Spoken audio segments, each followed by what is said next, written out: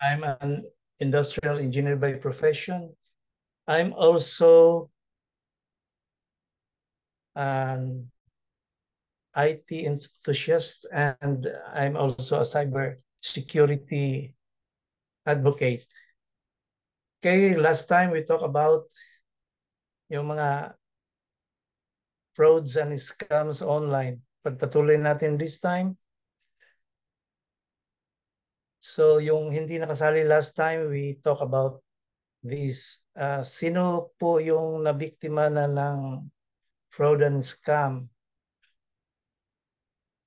Taas kamay. Upload ka, Okay. Carla? Kahit ako medyo marunong ako sa online or sa internet, nabiktima na din ako diyan because willingly I agreed to be victimized. Testing natin tapos nag-counter-attack tayo. Now, online threats, fraud and scam, padami ng padami because of technology, right? Especially this time na maliban we have the internet, we also have artificial intelligence. So ano-ano po yung mga online fraud and scams? Ito po sila. Yung mga usually this time we have crypto investment or crypto mining scam. Sinong dito nag-invest ng crypto? Kumita ka na, ate Ethel? Kumita ka na? Vincene, Santa Catalina. Umibukad yan or Kumikita ka na doon? Nope. Nope. Hindi, kumita na rin. Kahit pa paano. Panti lang. Okay. Oh, that's good. You know these people? You met them? Yes. Personally, you met them? Yes. Okay, that's good. Mga taga But Mindanao din. yeah, but if you don't met them, yun ang problema, because crypto investment or crypto mining scam, more or less, medyo malawak yung dyan at saka walang batas. Yung US wala pang batas. Even in the Philippines, walang batas ito. Walang batas nagre-regulate ng ganito. Okay, Can I so suggest, John, can we define what we're crypto or what we're, kasi some might not be, just a brief description.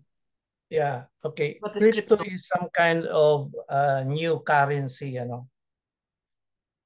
it's digital currency.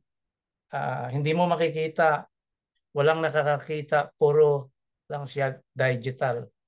So if madali ka maloko sa pera na fiat, yung nakikita mo yung $100 bill, mas lalong madali ka maloko ng crypto. Kasi wala ka nakikita eh. Wala nakakita, ever since wala na nakakita ng cryptocurrency because these are only digital. Hindi mo naman makikita eh. Now, 2010 more or less, this was started by Satoshi Nakamoto, Pero even si Satoshi, wala nakakita kay Satoshi, wala naka-identify kay Satoshi.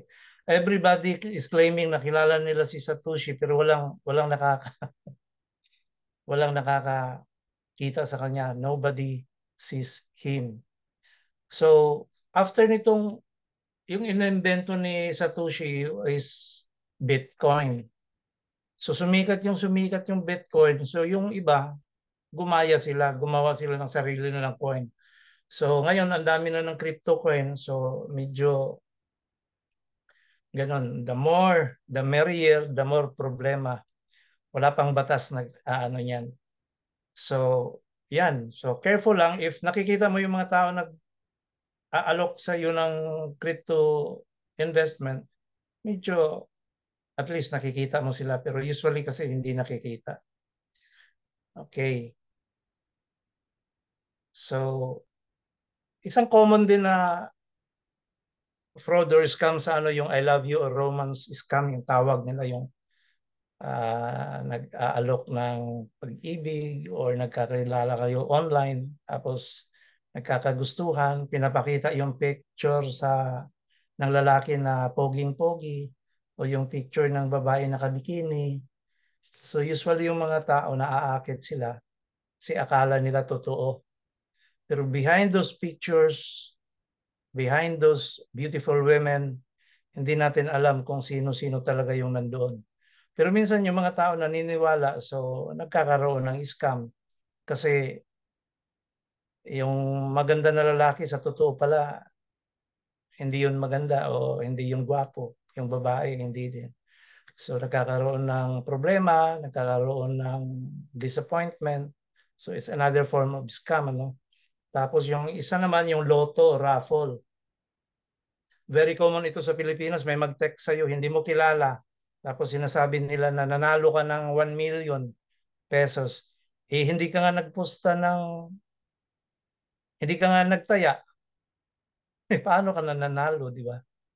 So yan, very common yan kahit sa Philippines until now, very common. Tapos yung isa naman, yung delivery package scam. Hindi ka nag-order sa kahit saan, sa Amazon, wala kang in-order. Tapos biglang mag-advise sa'yo na may package ka daw. You have to send money for delivery. Eh, wala kang in-order eh. Eh, marami ding nabibiktima dyan kasi naniniwala sila na may i-deliver sa kanila na laptop o cellphone, etc. etc. I-deliver daw if magbayad ng delivery fee, $200, $100, $50. Eh, syempre, pagbigay mo ng pera, wala na yun. Hindi mo na makukontak yun. Or yung iba naman, yung accident and send money scam. O si boss mo na disgrasya. O yung pamangkin mo na disgrasya. Padala ka ng pera, etc. etc. Ganon. I do not know if Perla can recall yung may parang nag-clone sa account mo from Canada. Tapos kinontak nila sila ni Chris, kung sino-sino yung kinontak. No? Isang form ng ganito yun, accident or project scam. Nagkikwento na milyon-milyon yung project pero humingi ng $100 o $200 para processing. So, common sense, milyon yung pinag-usapan tapos $100 hindi makaproduce. So, parang ganon. Very common. Tapos, because of technology nga, dumadami din yung voice cloning scam. Yung tatawag sa'yo tapos sasagutin mo na yes. May tatawag sa'yo, hindi mo kilala. Sasagot ka, yes. Yes, sino to? Yung voice mo na yun, i-record na nila yun. Yung yes mo, gagamitin nila yun pag-access sa account mo if i-hack nila yung bank account mo or kung ano-ano nila yung i-hack nila. So ganyan, medyo nakakalito na kahit ako, nalilito na ako, ang daming scam eh. Tapos ito din, yung deep fake endorsement scam. Ito, matindi to. Talagang nandoon yung picture ni Taylor Swift or si Tom Cruise, nagsasalita siya. Boses naman niya yung lumalabas. Ito common to, pero hindi pa to naaano ng mga kababayan natin. Deep fake endorsement scam. Akala mo siya talaga, pero hindi. Ano lang yun? Digital lang yun. Animation lang yun. So yung mahilig dyan magpo-post ng mga video or mga picture. Yan. Kinukuha yan ng mga kingkoy dyan online. Tapos ginagawa nilang panluloko sa mga kababayan natin or mga kamag-anak natin. Yan, yung ano. So grabe na yung technology this time. Especially itong last na to, ito yung AI scam. Gagayahin ito lahat. Kahit mukha mo, kahit boses mo. Tapos tatawag to sa Pilipinas. Manluloko doon. Ganon. So, careful tayo. So, isang paraan na para malalaman natin yung FB natin na ginamit ba ng iba para mang-scam. Punta tayo dito. Checking your FB if it has been hacked. Go to FB setting, password and security. Then you check the email. Tita Fe, nasubukan mo na to? Nasubukan mo na to? So madali lang i-check. And can I suggest that if they wanna take a screenshot or kunan yung picture sa camera nyo so you can do it later if ever you Yeah, or you can, picture nyo na. yeah, yung first page, nandun yung email at saka cellphone number ko. If you want, tuturuan ko kayo nito. Madali lang to. Kayang-kaya nyo to. At saka at the end of this slides, nandun din yung contact number ko. So next, once we go to the FB setting, punta tayo sa password and security. Ito yun. Sa account center, may password and security. Kita niyo. So dito, makikita natin dito where you are logged in. Logged in alerts, recent emails. Sa mga emails, ito yung pag nahack na kayo, dito mo makikita yon na may mga iba ng mga tao nakasingit doon. Sunod niyan, pag i-click mo itong mga to, recent emails, makikita mo doon. Sa akin, ito yung official email ko. Ray Anton Roa. Ito, questionable to, may Yahoo. Wala akong Yahoo eh. I never use Yahoo. Ito siguro may na sumasabay na sa akin. Ito. Ito sa akin to. Pero itong Yahoo hindi ito sa akin. Nakikita nyo. Ang ginagamit ko, Outlook kasi. So may sumisingit na sa akin. Kung sino to, I don't know. I-check ko pa. So ito So balik tayo dito. So balik tayo sa FB. Ganyan Sa FB account mo, go to FB setting, password and security. Tapos dito. Sa account center, password and security. So dito ka pwede mag-change ng password, two-factor authentication. Na before mo siya bubuksan, bibigyan ka ng code, makikita mo sa cellphone mo. Sa cellphone mo lalabas siya. Tapos dito. Minsan kasi naglalagin tayo sa computer, sa tablet, sa laptop, sa cellphone, or dalawa yung cellphone. So makikita mo dito kung saan ka nakalagin.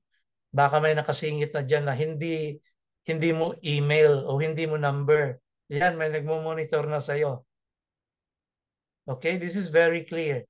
Tapos login alerts, recent email, kung sino ano yung mga activity. Bakit may gumagamit na sa FB account mo, may nakasingit na pala. So, again, after nyan, check mo dito. So, check mo dito na may iba na palang gumagamit ng email kasi hindi mo nakilala yung mga nandito eh. Hindi mo na mga kilala sila. So, this is the time to notify Facebook that you have been hacked. If may financial na involved, may monetary involvement. So, iba din yung susumbungan mo. Okay, Ate Ethel, Ate Chris, Zenny, sino pa yung bagong pumasok ngayon? So, ganun Anyway. Yun pa. Okay. So, yan. This is very simple pero maraming hindi nakakaalam nito. Hawak-hawak lang natin to, nasa cellphone lang natin lahat. Ang FB din kasi, you cannot blame them because technology is developing and improving. Binabago-bago din nila yung mga menu nila, yung mga dialogue nila, binabago-bago nila. This wasn't there before, pero this time nandyan na. Nilalagyan na nila so that you can check kung sino yung sumasabay sa'yo, sino yung naghahack sa'yo, then you can complain. They can take action. Okay? Ladies and gentlemen, dito tayo nakafocus kasi ito yung pinaka hawak-hawak natin at dito tayo palagi nabibiktima. Dito ako nabibiktima, kahit ako nabibiktima ako dito eh. Minsan maraming lalaki nakikisabay, minsan maraming babae. Hindi mo nga sila kilala, puro naka-alias eh. Pero sumasabay sila sa iyo. Ang technology kasi kahit magaling yung FB, hindi natin alam na may mas magaling din na mga hacker. Okay, so ang FB, sinishare nila ito so that we can help. We can help solve hacking. Okay po mga ate. Any questions so far? Ate Pearl, no question mo. Oh, I was just saying, okay, go ahead. I mean, okay. Thumbs up. Nakasilent Thumbs ka. up. Okay, but Thumbs do up not do ako. Question. Si that in Ethel may Iran. question. Si Ethel may question. Hi, Ate Ethel. Yeah. Where do we complain? Saan at paano? Actually, yung FB, may complaint section sila. I will send you the link. You can complain doon. Pero yung FB kasi, if they don't, may financial, may pera ba involved yan, Ate Ethel? Hindi ba yung mga telemarketing sa email? Yes. Kasali ba yun sa scam? Nagmamarket lang sila. We really don't know. But if you want to block them, you can block them. Sa mga binubura ko sa email, ang Yeah, dami. but Araw-araw may 50 lang meron. yeah, what you can do is you can block them. How Deleting do is you not block? enough. Hindi ba buburahin lang o delete lang? Hindi ako No. marunong mag-block. Tuturuan kita. No, delete is not enough because they can still access you. You just delete the particular page, but still they can access you. Kaya So, pala, dapat lalong i-block. dumadami. Yeah, i-block mo talaga sila. Because Saan doon ang pipindutin pag nag-block? I will show you, kasi lalabas tayo. I will show you later. Okay. Kasi lalabas sa ibang Okay. application kasi naka-focus tayo sa Zoom. Kasi iba siya I will contact you Ate Ethel regarding that. So I will teach you how to do that. Mag-block So lang ba? you really have to block. Mhm. You really have to block. Hindi kaya i-delete mo lang kasi once you delete it, nawala lang siya, nabura mo lang siya. But Okay. still it can access you. Kailangan talaga i-block. I-block mo siya, well the Pati na system will yung block. mga mysterious calls, yung mga numbers lang, di Yes. kaya nakalagay I scam think likely. I think Ethel is talking about cell phone callers, no? Not Facebook. No, the email. The email Email. muna. Sila Okay. tinanong ko Okay. kanina. Kasi Kay kanina we were engineer. on Facebook topic, so this also Oo. concerns email. So we'll take note of those and then we'll request Engineer Roa to give us more details pati sa mga messenger. It's very common.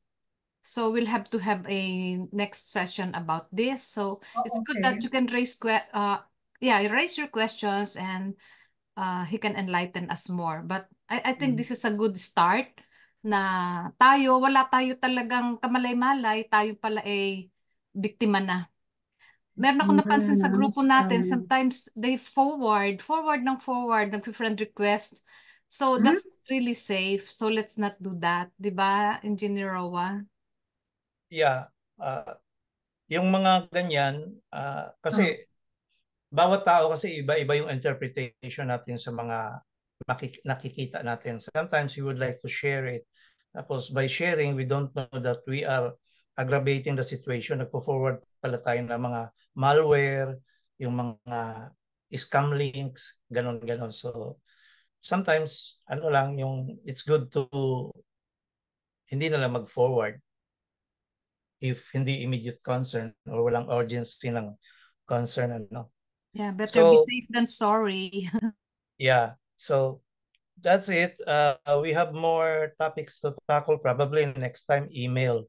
But I focused on FB kasi this is the most common.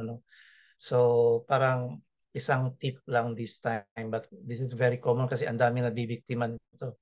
So if you have no more questions, may mga suggestions, we can tackle that one, yung sa email at saka yung sa messenger. And may mga suggestions din na next topic we have to tackle. Microsoft Office 365 suite. This covers Word, Excel, PowerPoint, and probably yung sharing nito, how to share, how to scan, ganun among others. Kasi alam ko maraming nakakaalam nito, pero hindi sila familiar. Alam nila nandyan, parang yung Word, everybody uses it. But mayroon na kasing, ang Microsoft kasi gumawa ng bago na suite itong, not so new, I believe this one came out 5 years ago, Microsoft Office 365 suite, na parang consolidation of all its application. So, nagbago na yung format, nagbago lahat. And if everybody knows about this, efficient tayo nito, well, it benefits us all. It benefits us all. Especially yung may mga office works. Ganon, because it becomes easy to share documents, scan documents, share PDF or Microsoft Word na documents. So we will tackle this one in addition to the email, how to stop the malware or the unsolicited advertisements next time. Okay, ladies and gentlemen. Are we open for Q&A now? Yeah, sure. Okay. Anybody please raise your hand or just unmute because you're all muted in the interest of, makafocus tayo. So we muted everybody. Feel free. If you want to say something, you unmute yourself. I could see if you're unmuting, I can call your name. If you are, okay, go ahead, Ethel. Yeah. As I was asking, where do you complain when it comes to email scam? Yung email scam, kay Kaate ha, yung last meeting, Okay. I posted, I will send you to the Department of Financial Scams and ano ba yung title nila? Yung last lecture natin, doon nakalagay yung i-share ko sa iyo kung saan ka mag-complain. There's a telephone number, email number, etc., etc. We discussed this one last Friday. After now, I will share it with you kung saan ka mag-complain. It's a project of the LA County dito sa LA. It's a government agency where you can call and lodge your complaint online, financial, yung mga ganon. Ano lang yan? LA lang? California lang? Sa ibang state wala? Mayroong federal. Mayroong Okay. federal. But Yan. I suggest kung saan ba nangyari yung gusto may complain, sa LA o Oo, magmula sa LA, syempre, dala-dala ko yung aking mga gamit dito. okay, when are you Laptop ko, at saka cellphone ko. okay, when are you Ang dami, coming back to LA? Soon? 3 months. 3 months from now? Okay, we can start complaining. I'll give you the number because ang ano kasi dyan jurisdictional. Kung dito ka na biktima sa LA, kunwari dito yung gusto mo i-complain, mas mabilis kung dito ka mag-complain. 'Di ba? Mas mabilis kung dito kasi wala sa jurisdiction. Kunwari, nandyan ka sa Washington State, hindi nila jurisdiction ang LA. Oh, okay. Diba? May jurisdictional kasi. Sa kaso kasi may jurisdiction palagi. Pag i-file mo kung saan nangyari, so under sa jurisdiction ng LA, so sa LA natin yung i-file. But I'll text you, then I'll send you the contact numbers, etc., etc. Then you may contact them Monday. Kasi syempre sirado sila this time. You can take note of my phone number and my email. Then we can start complaining. Government agency to, Ate Ethel. State under ng California ito na agency. It's a So- government agency. So I have a question here. Yes, ma'am. Kasi, we have limited din naman resources when it comes to things like this. If ever we need somebody to give us or enlighten us on a personal level, can we call you, ask you, in case we are victimized? Sure. That's why I put my number. My So take note cell kayo phone. lahat if you need assistance in case you fall victims of cyber crimes. We have Engineer Ray Roa to help us. Okay, this is for our group and you can also extend it to your circle of friends or family. Hindi po ba? Can we do Yeah, that? sure. See, that's the Alright, beauty so that we that have this is- organization. We are helping each other. Hindi kasi madali eh. I wanna share something. Just the other day, I was talking to an office mate. Meron siyang tinulungan niya, somebody that doesn't speak English or not fluently speaking English. So, ang ano dito is nag-order online and then she wanted to refund or to return the money. So, nagpatulong siya. So, comes my office mate to help. What happened was, siya yung nabiktima, nasimot yung 1,000 niya sa bangko niya. Oh, Napaka clever at napakagaling nilang gumawa ng paraan para kasi refund, no? So can you give me the account number in your bank where I can return the money? O di of course, bibigay niya, di ba? I-return yung money. Not knowing na nakuha na niya. Tapos nung binuksan niya, because he's a little bit technology knowledgeable, nakita niya talaga kasi hiningi niya yung control ng screen. And nakita niya talaga nagwi-withdraw ng pera electronically. Wala siyang magawa kasi yung kanyang screen hold up. So I don't know, even the technology people get victimized. Sabi ko, I cannot believe that. Now that, he is saying na biktima din siya, this is really possible. So tayo pa na layman, tayo pa na walang kasuspe-suspecha, laging nag-share ng akala natin napakagandang ano. Just the other day, meron akong natanggap, ito naman cellphone. It's a voicemail followed by text. Ang sinasabi, Bank of America daw is contacting me because I won 500,000 and they need to reach me so that I can claim my money. Sabi ko, sino niloloko nyo? Binlock ko na yon. But, ganon ka, magaling sila. Kung hindi lang siguro ako talagang ilang beses na akong nabiktima, hindi ako masyadong same magiging here. maingat ba? Ngayon, paranoid na ako eh. Talagang nakikita ko. That's why I invited and I organized something ganito na educational. Anyway, I'm just saying na whatever we need in terms of topics, you let us know because meron naman tayong mga resource persons willing to help us. So, yun ang sharing ko. Okay, take it away.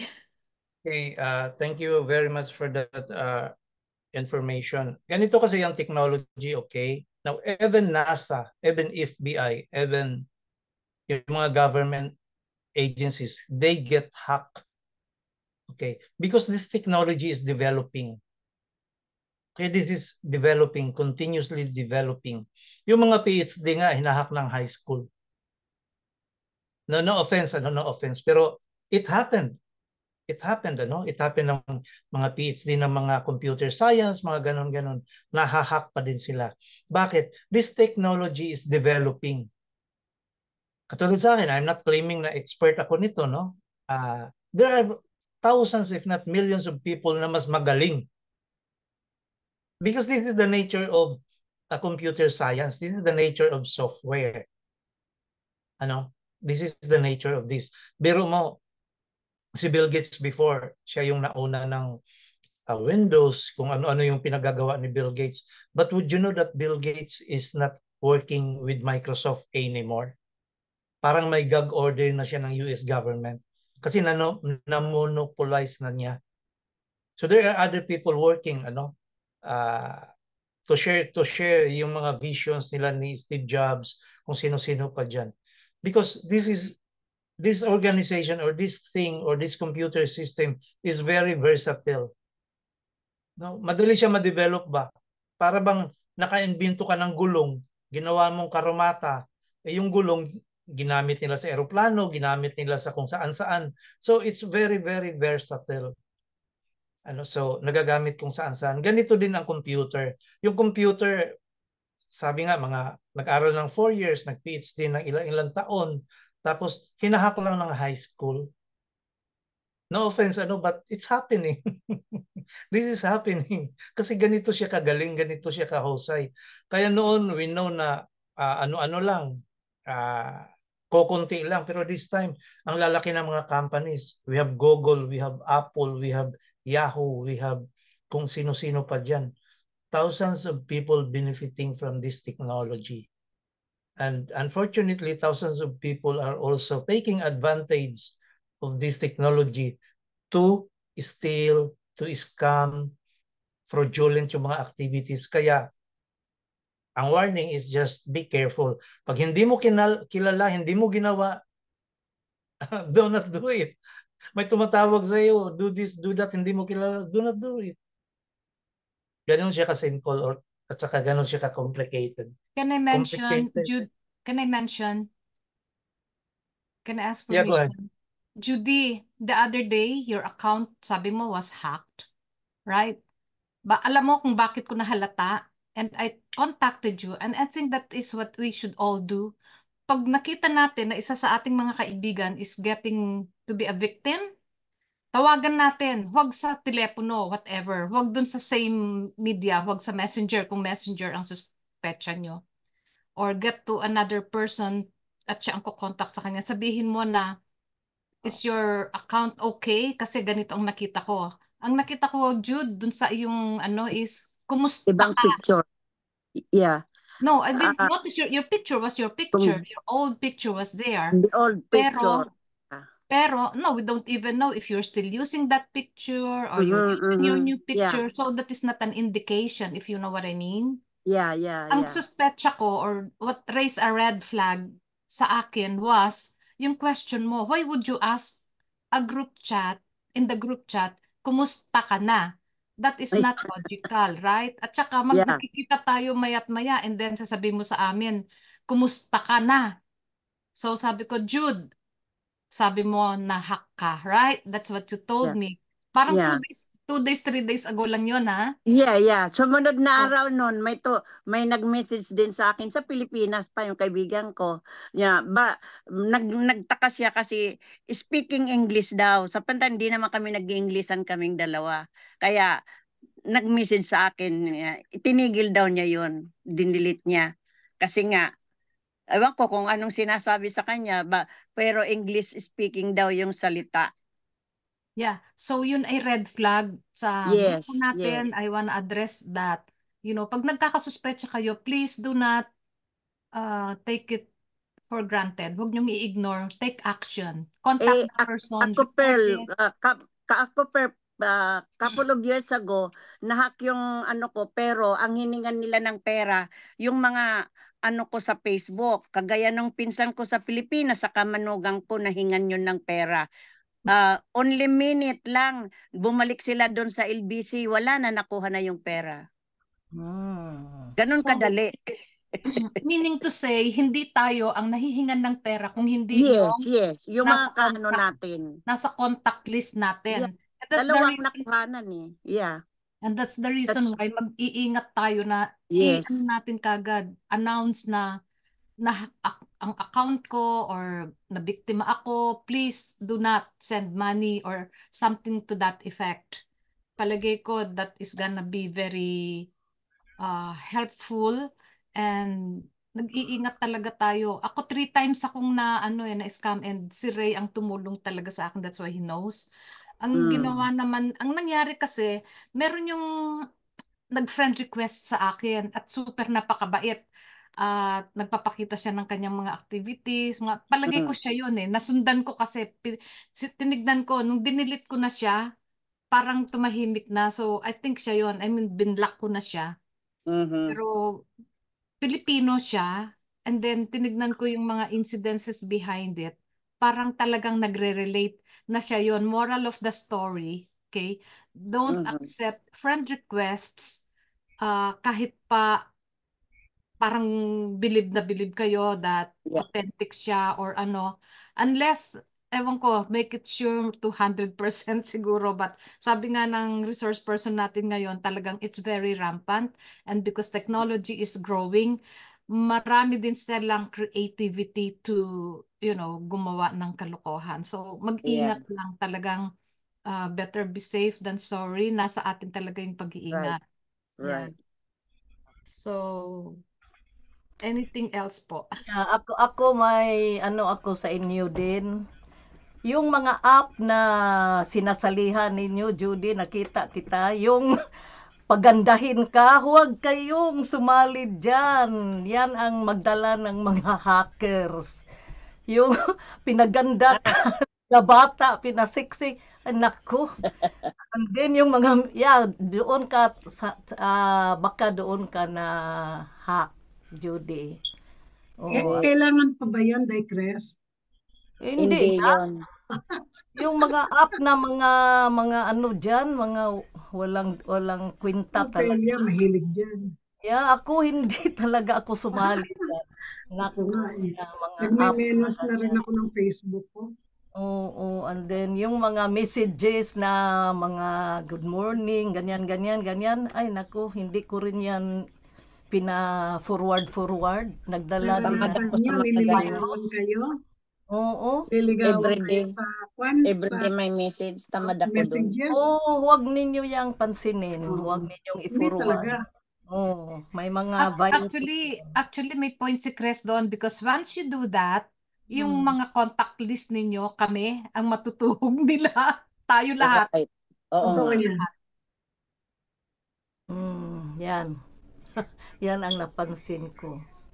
At Okay, ang gagaling po ng Andre. mga kung hindi India, Pilipino, ang mga prominente sa ganyan. Ewan ko kung bakit. Galing, galing ang mga kabataan. They're Mm. actually the young, So, Actually, lahat na ngayon, lahat na nationality. Besides, may mga even government, yung North Korea, yung some Chinese entities, Russians, they make it a business to do these things. Hindi lang yung mga independent even the government, they do this for their own benefit. meron tayong isang kasamahan, no?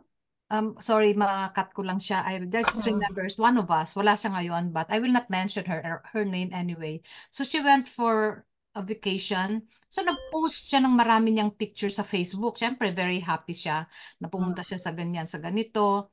Pagbalik niya dito, siguro 2 weeks, meron sa kanyang yung best friend niya humingi ng tulong at nagpadala ng picture na aksidente siya, nasa ospital daw siya, padalan siya ng $2,000.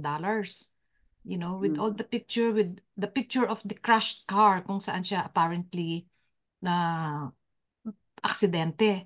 So, na ano ba to, napanik siya, napanik itong kaibigan natin. She immediately sent $2,000. Wow. Boom! Pagtawag niya doon, sabi sa kanya nung kaibigan niya, hindi ako yun. See? The reason why sa akin na-hack siya or nakita yung nag-post siya ng marami, it's too detailed, it's too kilalang kilala siya because of those. So the circumstances are alam na alam kung ang information na ibibigay sa kanya. Regardless, mag-check siya. Regardless, siguro sinabi, kababalik mo lang galing sa Hawaii, blah, blah, blah. Ganon. Magre-research, syempre sila, and make it really very authentic na totoong kaibigan sila. So let's be careful. Kung medyo bawas-bawasan lang natin yung ating dinidivulge na information about ourselves just to be, less prone tayo sa exposure sa mga masasamang tao. Yeah, this is about 2 years ago. kung natatandaan niyo siya, di ko binanggit ang pangalan. The circumstances are though, true. Mabuti naman yung kaibigan niya, ni-refund yung kalahati. Sabi niya, "O, sige, kalahati na lang tayo." Naawa sa kanya. Ni-refund siya ng 1,000. Bait naman ng friend niya. So, any sharing, any gusto niyong ano sa atin so that the circumstances, situations that we can avoid, kung kayo nabiktima na, maybe ano ang ginawa ninyo to prevent or tips ba? Tips. At least ngayon, alam na natin kung kailangan natin ng assistance, we have somebody in our group to help us on technology. Sa cellphone naman, ito masyadong rampant naman din ito. Tawag ng tawag, i-block mo. Gagamit lang ng ibang telepono yun eh. Pero siya din yun. I-block mo na naman araw-araw. Pag-block mo, tapos meron na naman ibang number, i-block mo ulit, iba na naman number, pero siya That's pa rin. true. That's true. Kasi nga, they really are very, resourceful, very creative. At gusto talaga nila, they have set a goal na determinado silang makapag-biktima. So, tayo naman, dahil, syempre, ayaw natin madamay lahat yung nasa contact list natin. Sige lang, keep blocking them. Keep blocking. Yeah, basta hindi alam ang number. Ang ginagawa ko lang kasi, I let them, if I don't have their number in my contact list, I let them leave me a message, then I can call them back. Pag hindi sila nag-leave ng message, that means hindi siya totoong caller or, could be kailangan i-block ko siya. So that's an indication. Ako naman sinasagot ko pero hindi ako nagsasalita. Pag hindi sila magsalita, ayun, ibablock ko na yun. Oh. Hindi sila nagsasalita. Yeah, but then once na kinausap mo, open ang line niyo. Hindi ako nag-umiimik. Basta inano ko lang. Hindi ako umuimik. Pag hindi, di block. Alam mo na kung ano yun. Okay, thank you very much. Balikan ko yung sinabi ni Ate Chris. Yung mga applications na libre, ginagawa yan ng mga hackers kasi dyan sila nagtatago.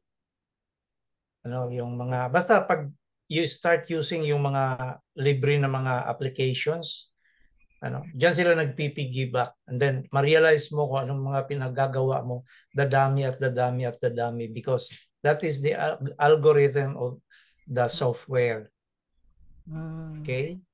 So, ingat, maraming applications na very useful, pero mag-ingat lang tayo. Now, the way to do that is probably next week if maisingit natin, I will teach you about Defender. I do not know whether you heard about Defender. Defender is a Microsoft Windows parang monitoring software. Kung kahit credit score mo, kahit sino yung tumatawag sa iyo or yung mga hackers nagmo-monitor sa pangalan mo, ginagamit ba or hindi, ganun. Yan ang Defender. It's free. So we can probably include this one so that you can activate your Defender. So it will help you monitor your name if it is being used illegally or sa mga ano pa dyan na activity. So this is free from Microsoft. The software is called Defender.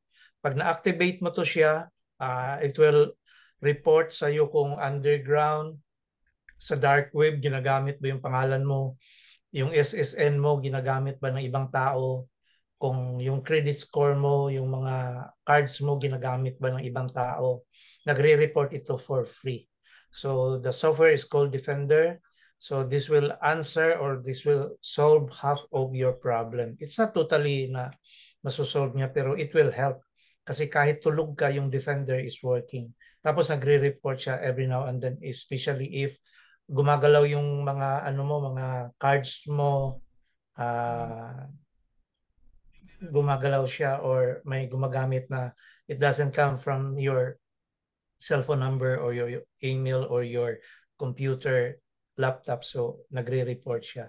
So hopefully this will be also included and then much more. So thank you for joining, and hopefully to meet you again next week if ever we have this opportunity again. Yeah, we are doing this Sorry every na. Friday. This is under our program called Health and Wealth. Actually, it's under the program, the umbrella of our organization, and we have the International Virtual Senior Center that is running this. And yeah, for this Health and Wealth, Fe Israel Wist is our chairperson here, and this is Hi, Tita considered Fe. all that matters, that is important to all of us, that could help. And if you can also help us being a resource person, please feel free to do so. Now we're going to say goodbye to our Facebook friends. Thank you, John Kuroda. Thank you, Neri. Thank you, nandito si Mr. Dean ng Canada. So we'd like to thank you, friends, from Facebook Live. And I'm gonna finish this already because we are done. Mother Pearl, Yes. I would like to acknowledge the excellent presentation of our speaker, and I hope next time we can also have some kind of video editing, just simple video to follow up the speaker last time. And I would also like to congratulate and acknowledge the presence of Ninfa. Ninfa, can you show your from the Philippines? Ninfa, she is an MSU village participant. Ninfa, okay, thank you. I would also like to acknowledge the presence of Nanibik in the Philippines. Nanibik, please show yourself. Nanibik, can you show yourself? Okay. And wala tayong picture.